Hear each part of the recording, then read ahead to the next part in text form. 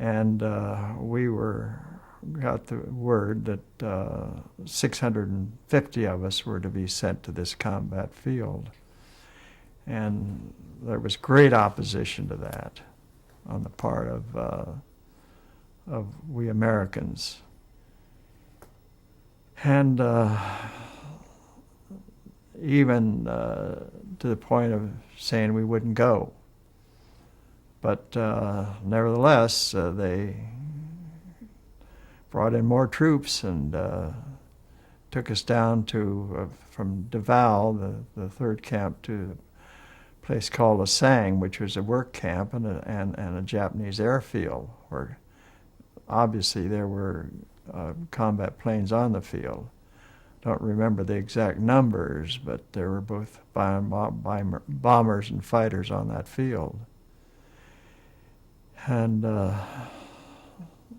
we were taken down, put into a tight compound with 4 barracks and a mess shack. And then outside the fence, of course, there were quarters for the guards. And when we got down there, we were taken out to the airstrip, told to spread coral on the airstrip and dig drainage ditches along the airstrip, and we refused to work. And so they'd outline a certain area where we were to lay the coral or slice down some of the topsoil so that there'd be better drainage. And we just wouldn't work. And then there would be arguments, and they would cut down the areas of where we would work, and still we wouldn't move on it. And this went on for a couple weeks, and the rainy season began, and we'd come in from the airstrip just drenched, and everybody had malaria and chills and fever, and it was just tough going. And then one day, a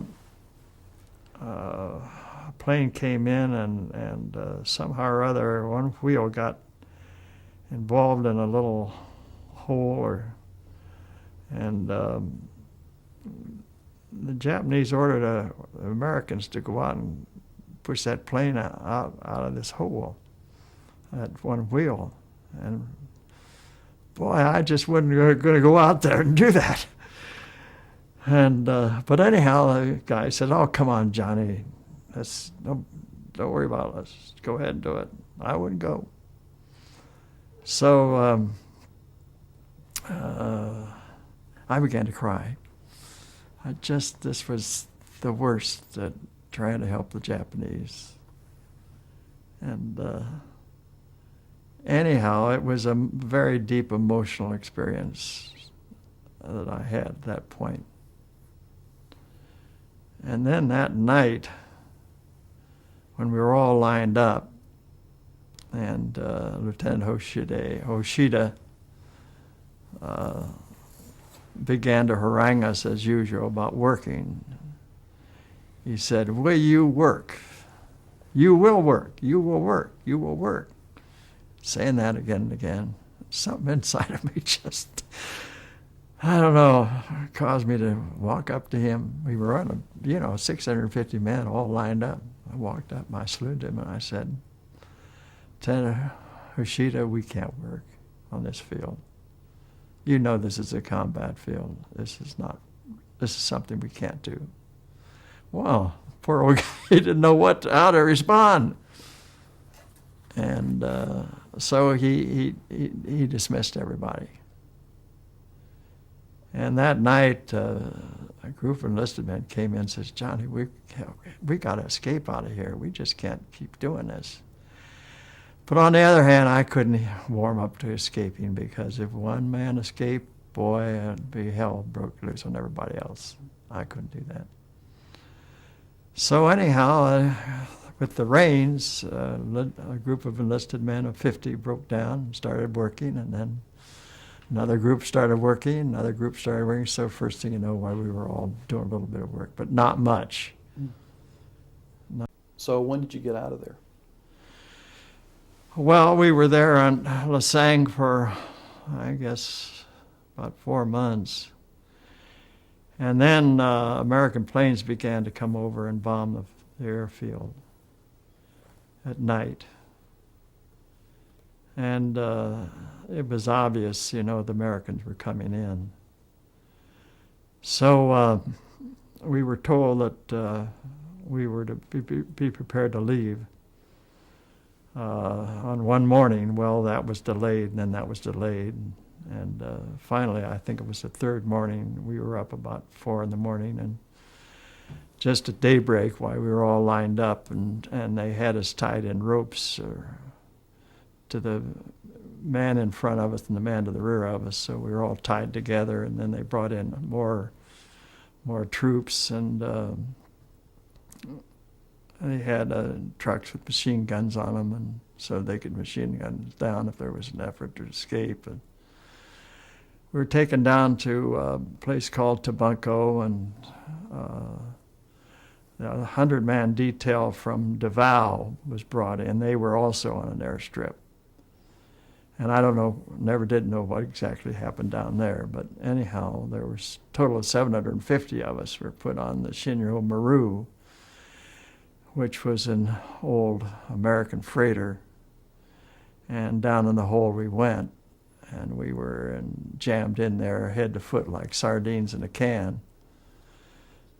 And everybody began to really sweat. And then the next day, we were still in the Gulf of Davao. An American plane came over, and I could see through the open hatch the insignia on the plane, and it dropped a bomb, but it missed us. Thank goodness. And then we started out going. We didn't know where, of course, but eventually we got to Zamboanga, and on 2 Sundays I was asked to preach, which is some challenge, but I got through it some way or other. And I just simply told the men, I said, God loves us, and no matter what happens, we got loved ones at home that are praying for us, and that if you believe in a good God, you're going to be all right.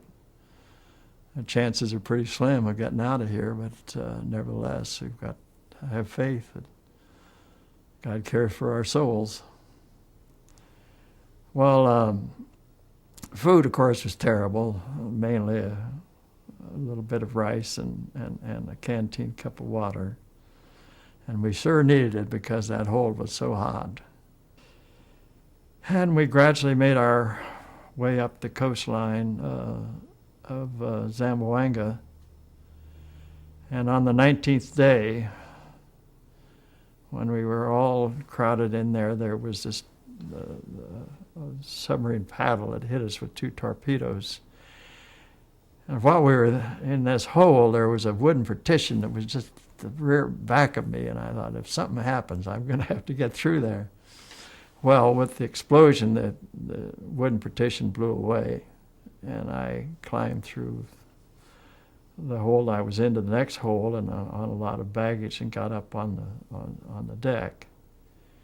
And here were these guards that were near the hatch covers that were hit by those covers, and they were just blown apart, just in a mess, all on the deck. One guy ran up to me and he says, I can't swim. You know what I thought? The Boy Scouts, that's where I learned to swim. And if you can't swim, it's over. And way offshore, I could see land. And I thought, well, I can't swim it. I'm not strong enough. But then I could see debris coming around the side of the ship. So I jumped overboard. And here were all these Japanese soldiers shooting the Americans, throwing hand grenades, throwing hand grenades in the hold. It was just chaos. So anyhow, I got in the water and got a hold of this 2x4s, and there was enlisted men that just trying to hold on with me, and then he was shot. And I couldn't pull him, I couldn't do anything, so I had to use my foot and push him off and scissor kick my way away. And then I got to out some distance from the ship, and it just went up on end like you've seen in the movies, and down it went.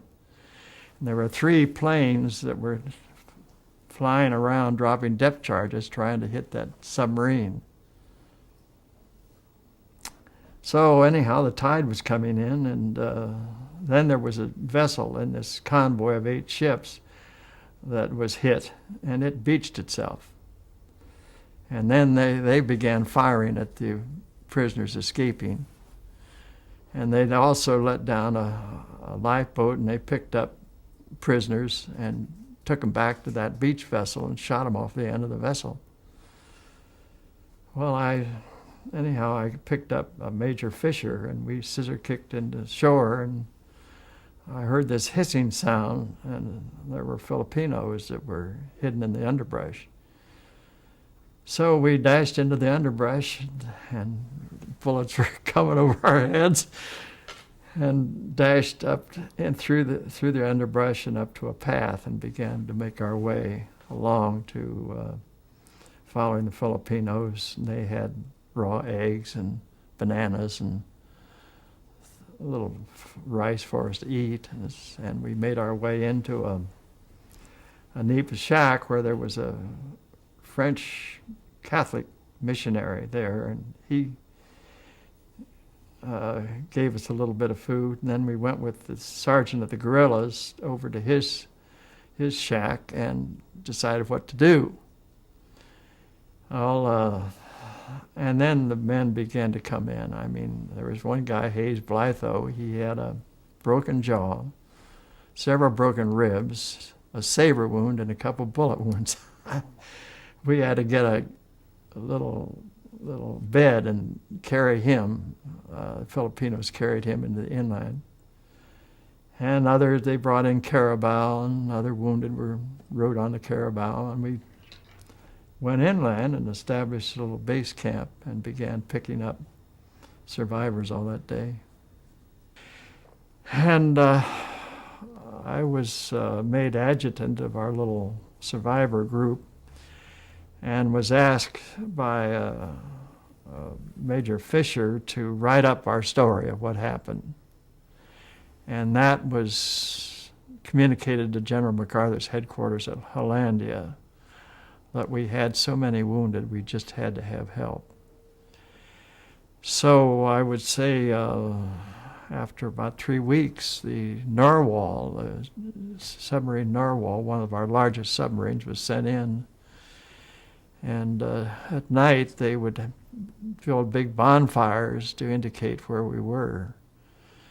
And after the 3rd night, the Narwhal came in, and these big sailors they looked mammoth to us. We were nothing but skin and bones, but they took all 83 of us down to. There was a Colonel McGee who joined our group. One man died on shore, so a total of 83 came out on the Narwhal. At what point did you think, I'm really free, I'm safe? At the point where we swam to shore and got in with the Filipino guerrillas, and that was the most marvelous feeling I'll ever have in my life, to be free. Of course, we were in bad shape, but that didn't make any difference. We were friends, and I'll never forget that. How many prisoners were lost on the ship during the sinking? And there were 667 that lost their lives on that ship, either from bullet wounds or hand grenades or from simply going down with the ship. And a lot of those guys shot weren't so much trying to escape as they were trying not to drown. That's right, definitely. You were the man who had to write up the list of the losses, weren't you? Yes, I was made the adjutant. So while we were on the submarine, I went around all the men, and we lived in bays with about 20 men to a bay, and you knew everybody by name in your bay. And so I was able to collect the names of all of those that were lost. Amazing. Tell us about the medical consequences of those over 2 years you spent in camps. What medical problems did you have by the time you were finally in a U.S. Army hospital? Well, I suppose everybody had amoebic dysentery. At least I had that. We had schistosomiasis, which is a liver fluke that you get when you work in the rice fields. And it eventually works its way into the intestines and can be fatal. And I mentioned the malaria, beriberi, pellagra. These are all dietary diseases. And I think it's fair to say that some men were in shock, and some men had trouble adjusting back to life in the United States. One man committed suicide. How long were you in hospital? Oh, I think at 42nd General Hospital, we were there for a couple weeks, and then went on the Monterey back to San Francisco, and then Dale and Swartz and myself flew to Washington, where we met General Marshall, who wanted to know all about what had happened. And before we left him, he apologized for not being able to send help to us, which I thought was very big of him. And Secretary of War Simpson was with him during the interview. And I gave a lot of my information to the casualty branch. All those listed people that had died, I turned into the casualty branch. And Swartz and Dale, being Air Force men and working on that Japanese airfield, they were able to draw plans of the field, which later were supposedly helpful to our armed forces as they came into Mindanao. John, what was the date when you were free? September the 7th, 1944, a day I will never forget. Well, it was a day of great exhilaration. It's just, it's an emotion that's hard to describe, but after all the terrible fighting that went on in Bataan, and then that awful O'Donnell, and then the Command Tawan wasn't much better. The Val Penal Colony was livable until the escape, and then the time over on at the Sang Work Colony, were trying to help the combat forces of the Japanese, was just very painful. And so it was a tough experience, and now it's all over. You know, we're free. I will say that after I'd escaped, my heart just was breaking for the men that didn't make it. I just felt so badly that wonderful men who were just as dedicated to the country as I was, that it's just bad luck, maybe lack of perseverance, or I don't know, but for some reason or other they didn't come through, and it just hurts to think of a wonderful fellows that I knew and friends that I'd made that couldn't survive, and that always is a burden that I'll carry till I die. A lot of veterans talk about feeling guilty that they lived. Well, I don't know that I don't think I feel guilty about it. A lot of it is just plain luck, you know, and it's a mixture of luck and perseverance. There are men that literally gave up. There were men that did something foolish, you know, like John Stymowski, or not John Stymowski, his name slips my mind. Anyhow, the fellow that stole some clippers from the Japanese, you know, he did wrong. I mean, he got himself into trouble. I don't blame him for it, but still, you know, so, you know, it's a mixed bag of feelings, of gratitude and a love of life and appreciation that you're still alive, and yet there's this pathos over outstanding fellows that, you know, had just as much guts and drive and humanness as I do, but didn't. And, you know, I think of a lot of these guys who had much better physiques than I have. You know, I was a sort of a skinny guy and not terribly strong, but kept going and made it. But you get on these prison ships, boy, you're just trapped. It's bad. You know, there was one ship that had 1,800 men aboard, and only 8 survived. 5 of them got on a floating lifeboat and made their way to the coast of China, and the other 3 were picked up by a Japanese destroyer and taken to Japanese prison camps. Whatever happened to those guys, I don't know. But I mean, these prison ships were bad, and I think there are over something like 5,000 to 6,000 Americans that were lost their lives on the prison ships. Were you able to stay in touch with any of your fellow prisoners after the war? Yes, I have some very fine friends that I keep in touch with, and Bill Miller is one man that went blind with me and was with me with the 88th Field Artillery Battalion that I've tried to keep up with. Did he go blind during the war? During the war. A number of men lost their eyesight through lack of vitamins. Right. Malnutrition and various diseases. That's right. When you got back to San Francisco eventually, Mm-hmm. you get back to the U.S., you had left a sister and a brother who I think also enlisted. That's right. Later on. Your mother and father. You had left a fiance, Pat Yeah. Taylor, when you had gone off to war. Yeah. Did they have any idea where you had been all this time? Well, we were able to send out 4 postcards from the Deval Penal Colony with a very brief, practically 1-sentence message to your family. And I have those postcards there in this booklet here I have of clippings and so on. Yeah.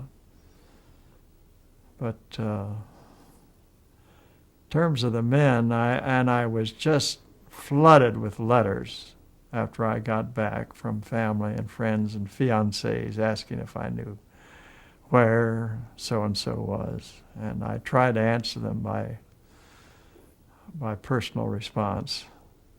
And that came as a heavy burden when I got out. And I tried to do that and write this story. Now, the reason why that story is so firsthand is because when we were assigned to write the story for Collier's Magazine, we lived to tell. My father gave me his secretary, and for about 2 months I did nothing but dictate to her my story. And that's why it comes out so firsthand, because when I wanted to write the book, I went back to all those typed pages, and there I had it. Of course, I made a few corrections here and there and so on, but it's as if I escaped yesterday and I told the account. The deluge of letters people calling, sending letters asking for information about their loved ones and friends. Did that follow the Collier's Magazine article?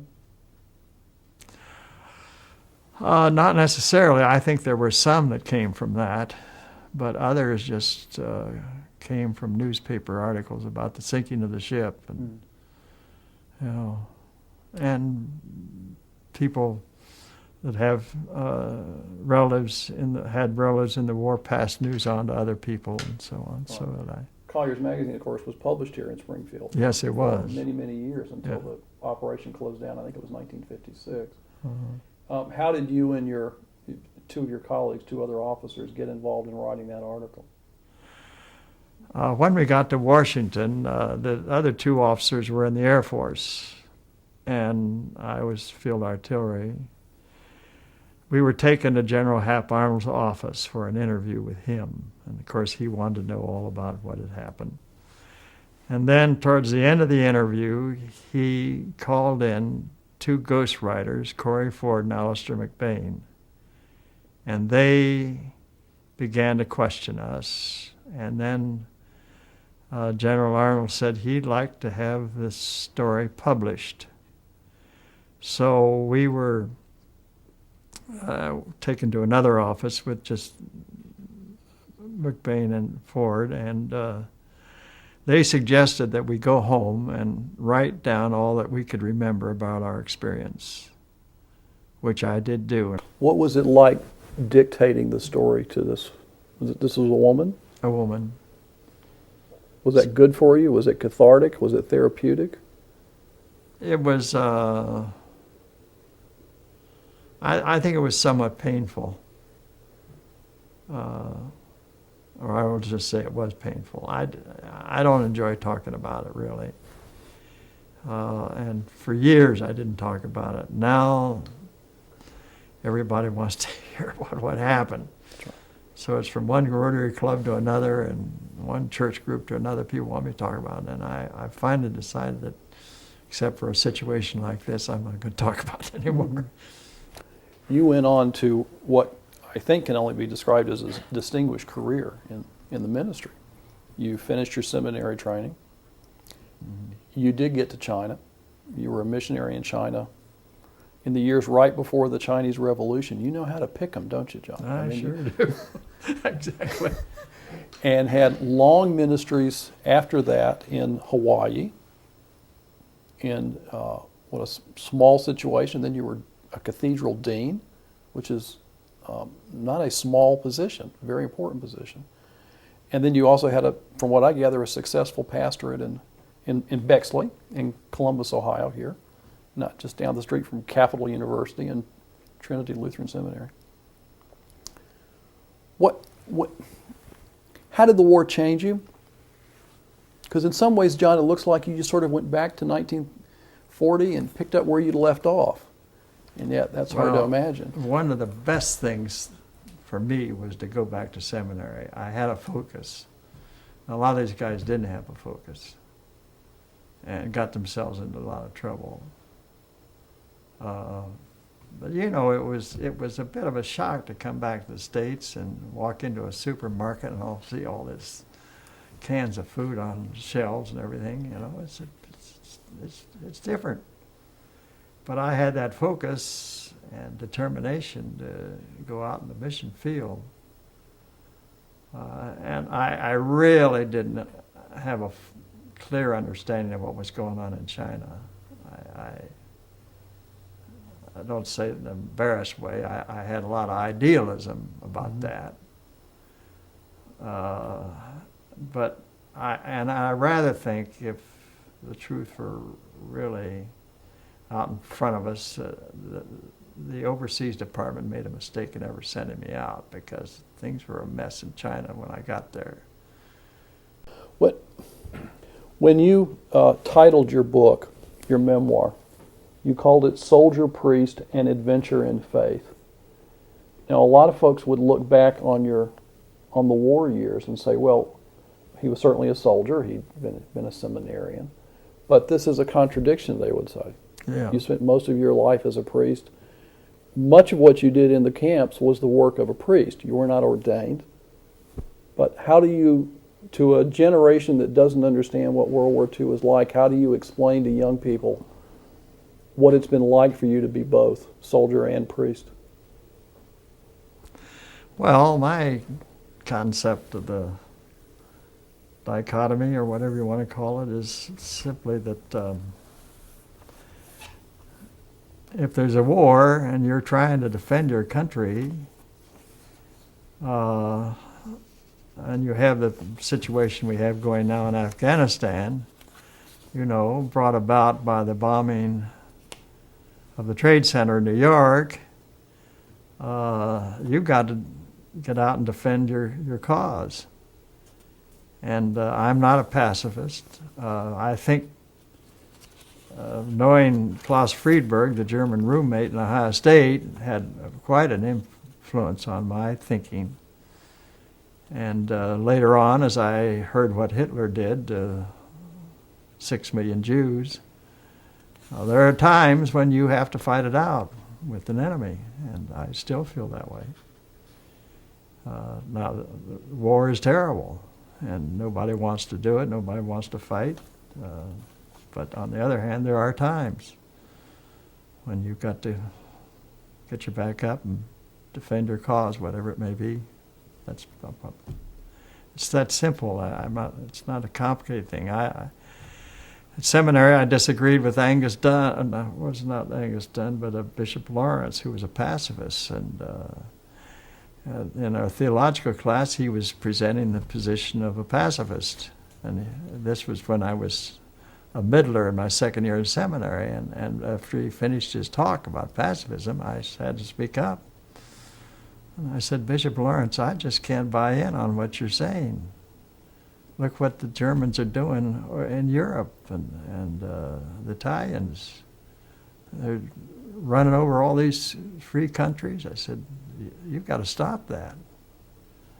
So I just held my ground. I felt a little embarrassed because here I was a seminary student disagreeing with a prominent bishop of the church, but I did. Near the end of the war, it was a few months before the war ended in Europe and half a year before it ended in Asia. A friend of yours wrote a letter to Bishop Hobson, and you included the letter in your book. Mm-hmm. And I want to remind you of a passage from that and ask you to tell us a little bit about it to close. I thought it was a very moving letter. He clearly was very fond of you. And this is what he said. He's talking about you. He's telling Bishop Hobson about Captain John J. Morrett. And he's paid you lots of compliments about your sermons. And then he says, at Christmas 1943, he organized, this is in the prison camp now, he organized a midnight candle service, which was the most beautiful service I ever attended. I'm sure no rector ever had a more temperamental bunch of personalities to work with, but he finally assembled and trained a creditable choir. How he ever managed to beg, borrow, or steal enough candles for the service, I'll never know, but he planned and worked on that service for weeks. Mm-hmm. Do you remember what you did that Christmas in 1943? You're not an ordained priest. Yeah, well, I went to the Japanese and I asked them for candles, and they gave them to me. Surprised that they would, but they did. And by that time, I had a little congregation developed that I think became very loyal to me. And they helped with all the decorating and were very, very supportive. And I think religion became a very, very important thing to prisoners of war. I mean, you know, you got to believe in something more than what you're experiencing. You got to believe in a God that really cares. And you know, to preach a sermon to these prisoners, boy, you've got to be in reality, you know. And Bishop Chapman Howden's Bible helped me quite a bit with that, and I read through the whole Bible while I was in prison camp. I think I don't remember that service being so great as Blakely said it, frankly. But he thought it was a good service, so that's okay. Well, in the middle of a war, thousands and thousands of miles away from home, you brought those guys Christmas. Well, I think that's true. The real Christmas. Yeah. John, thanks for doing this. Okay. It's been a pleasure. All right. Thank you.